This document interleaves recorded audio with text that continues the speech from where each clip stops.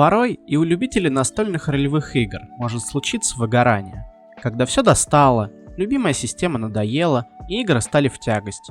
В такой ситуации ни в коем случае не стоит отчаиваться и бросать любимое хобби, ведь порой достаточно одного небольшого, но довольно ответственного шага – выйти из зоны комфорта и наконец попробовать совершенно новую для себя систему. И, конечно, я мог бы начать рассказывать о куче игр во вселенной Warhammer, о Мире Тьмы, Зове Ктулху и Киберпанке, о котором слышал даже самый пораженный однолюб ДНДшной пятерки.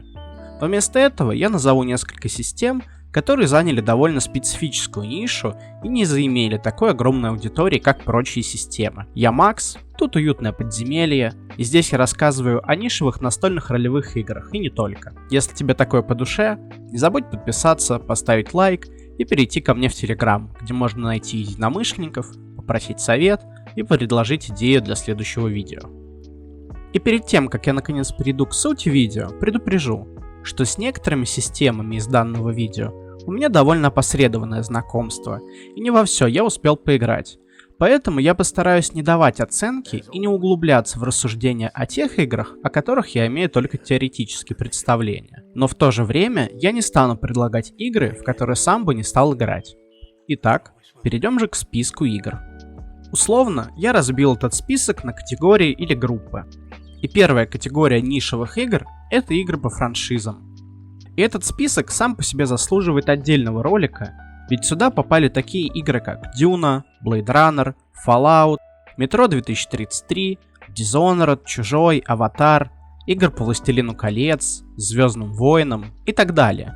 Если ваш любимый фильм или сериал имеет достаточно большую аудиторию, возможно, у него уже есть своя энришка. Соберите друзей, таких же фанатов этой франшизы, и вперед, покорять уже знакомые локации и погружаться в уже родные сюжеты. И не усидели на одном стуле и заняли свою отдельную категорию игры по вселенным Marvel и DC, открывающие нашу новую группу игр. Это игры про супергероев. Помимо обозначенных выше, предлагающих столкнуться с уже известными антагонистами из полюбившихся многим комиксов и фильмов, есть системы, предлагающие только фундамент, при котором декорации уже выставляют сами игроки. На данный момент больше всего в этой нише выделяются маски, которые подойдут для игры за еще зеленых героев, наполненных сомнениями и неуверенностью. Как альтернатива, мутанты и гении, Mutants and Masterminds.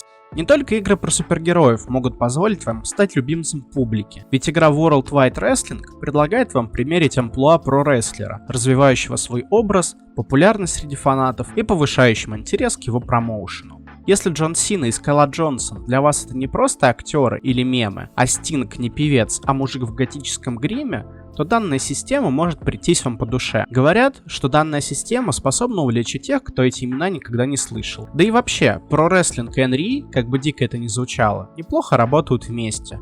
Ведь задача и того, и другого — это создать и воплотить в жизнь яркую, запоминающуюся историю.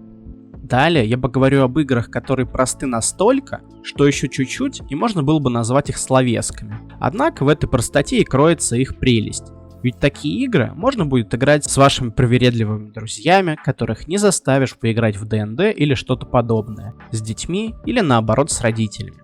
И тут я назову чудную игру Quest, которая просто идеально подойдет, чтобы приобщить своих карапузов к ДНД, а также Лазеры и чувства.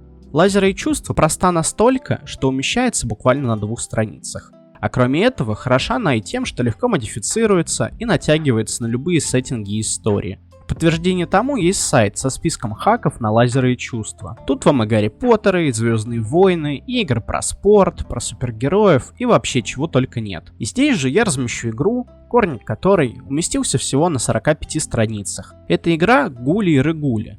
Вот что о ней говорит сам автор. Если ты когда-нибудь хотел стать ожившим мертвецом, но при этом умирать пока не особо хочется, то эта игра как раз для тебя.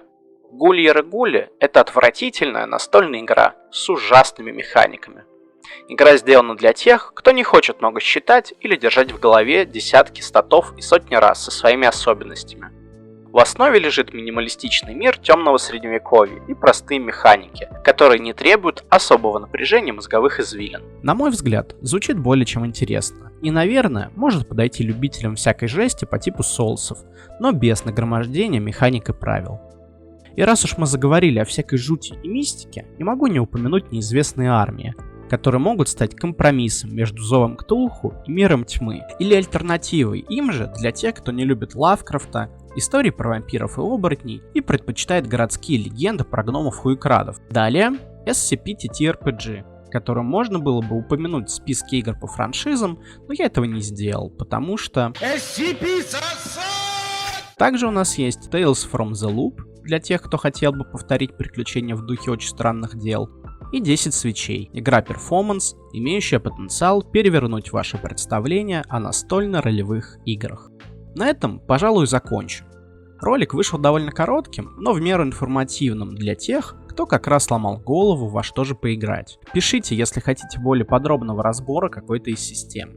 И обязательно пишите о своих любимых нишевых играх, для которых может быть трудно найти компанию. Спасибо большое, что смотрите, играйте в хорошие игры и пока!